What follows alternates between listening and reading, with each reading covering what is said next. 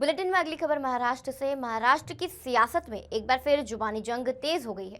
महाराष्ट्र कांग्रेस अध्यक्ष हर्षवर्धन सकपाल ने मुख्यमंत्री देवेंद्र फडणवीस पर सीधा हमला बोला है। मुंबई में कांग्रेस मुख्यालय में आयोजित प्रेस कॉन्फ्रेंस के दौरान सकपाल ने फडणवीस को फिल्म गजनी के किरदार से जोड़ते हुए शॉर्ट मेमोरी वाला गजनी और जल्लाद तक कह डाला। देखिए मुंबई से ब्यूरो हेड सर्वेश तिवारी की ये रिपोर्ट। आरोप लगाया कि महाराष्ट्र में एक मंत्री के खिलाफ वारंट जारी होने के बावजूद उसे बचाने की कोशिश की जा रही है। उन्होंने दावा किया कि मंत्री माड़ी कराब को काटे गिरफ्तारी से बचने के लिए मुंबई के लीलावती अस्पताल में भर्ती हो गए हैं और यह वही मंत्री हैं जो विधानसभा सत्र के दौरान मोबाइल पर रम्मी खेलते पकड़े गए थे।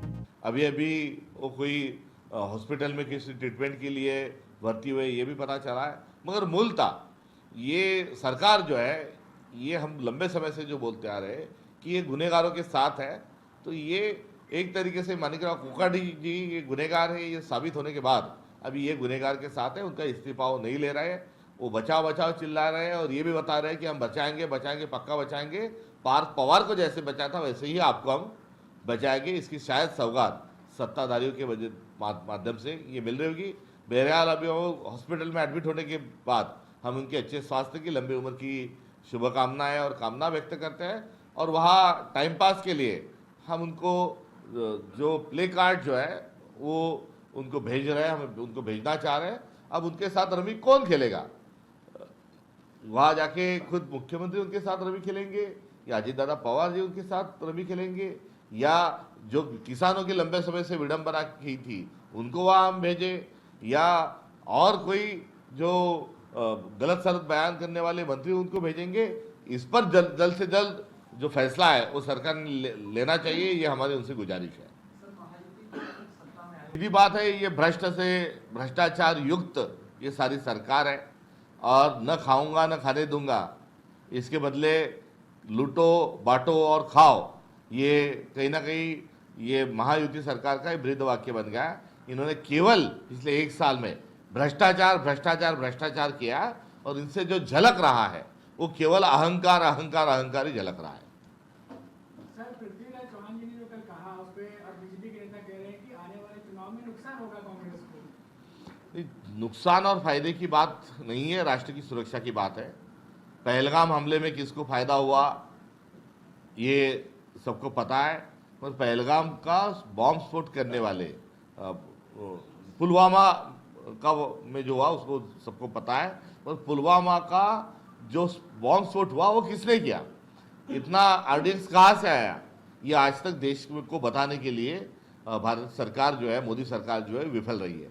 और उसी प्रकार से ऑपरेशन जो सिंदूर है उसको वो हमें फख्र है भारतीय सेनानियों का। हम पूरी तरीके से उनको अभिवंदन उनको करते हैं, अभिनंदन भी उनका करते हैं। इसी प्रेस कॉन्फ्रेंस में सकपाल ने महाराष्ट्र सरकार पर एक और गंभीर आरोप लगाया है। उन्होंने कहा कि सतारा जिले में हुई ड्रग्स से जुड़ी कार्रवाई को लेकर सरकार पूरी जानकारी सार्वजनिक नहीं कर रही है।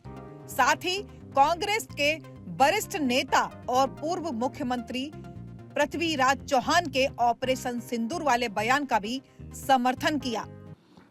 नुकसान और फायदे की बात नहीं है, राष्ट्र की सुरक्षा की बात है।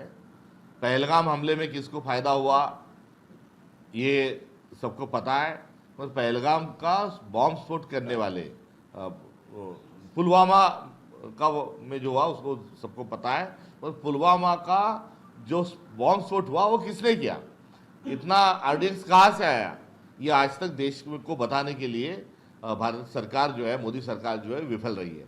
और उसी प्रकार से ऑपरेशन जो सिंदूर है उसको वो हमें फख्र है भारतीय सेनानियों का। हम पूरी तरीके से उनको अभिवंदन उनको करते हैं, अभिनंदन भी उनका करते हैं। मगर जो पृथ्वीराज चौहान जी ने बोला है ये कोई गलत बात उन्होंने नहीं बोली है। उन्होंने जो एक हमारे बारे में विश्व में जो बोला जाता है वही चीज़ उन्होंने एक बार फिर से रखी है। इसके अलावा महाराष्ट्र कांग्रेस अध्यक्ष सकपाल ने अभिनेत्री और बीजेपी सांसद कंगना रनौत को भी अड़े हाथों लिया। मनरेगा का नाम बदलकर विकसित भारत गारंटी फॉर रोजगार एंड आजीविका मिशन किए जाने पर चल रहे विवाद में कंगना के बयान पर सकपाल ने तंज कसा। कंगना के रघुपति राघव राजा राम बयाले बयान पर प्रतिक्रिया देते हुए सकपाल ने कंगना को नासमझ बताया। अब इतने इस प्रकार से व्यक्ति के वक्तव्य पे बयान देना ये बहुत ही मुश्किल है, उनका अभ्यास बहुत ज़्यादा है, तो मैं इसमें कोई बयान नहीं दूंगा। मगर जो जय बापू जो बोला है, ये बापू कौन है? ये कहीं आसाराम बापू तो नहीं।